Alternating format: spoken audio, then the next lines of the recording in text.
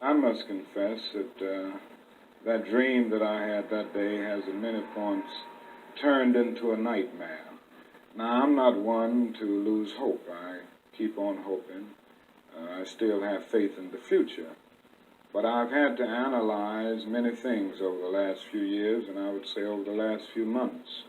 I've gone through a lot of soul-searching and agonizing moments, and I've come to see that we have many more difficult days ahead, and some of the old optimism was a little superficial, and now it must be tempered with a solid realism. And I think the realistic fact is that we still have a long, long way to go, and that we are involved in a war on Asian soil, which, if not checked and stopped, can poison the very soul of our nation.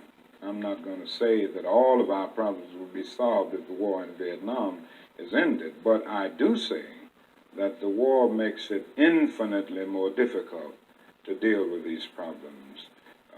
When a nation becomes obsessed with the guns of war, it loses its social perspective, and programs of social uplift suffer. This is just a fact of history, so that we do face many more difficulties as a result of the war. It's much more difficult to really arouse a conscience during a time of war. There is something about a war like this that makes people insensitive. It dulls the conscience.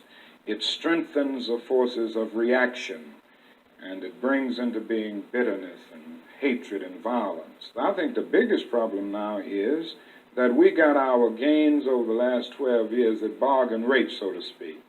It didn't cost the nation anything. In fact, it helped the economic side of the nation to integrate lunch counters and public accommodations. It didn't cost the nation anything to get the right to vote established. Now we are confronting issues that cannot be solved without costing the nation billions of dollars. Now, I think this is where we're getting our greatest resistance. They may put it on many other things, but we can't get rid of slums and poverty without it costing the nation something. I feel that nonviolence is really the only way that we can follow, because violence is just so self-defeating. A riot ends up creating many more problems for the Negro community than it solves. You can, through violence, burn down a building, but you can't establish justice. You can murder a murderer, but you can't murder through violence. You can murder a hater, but you can't murder hate. And what we are trying to get rid of is hate and injustice and all of these other things that continue the long night of man's inhumanity to man.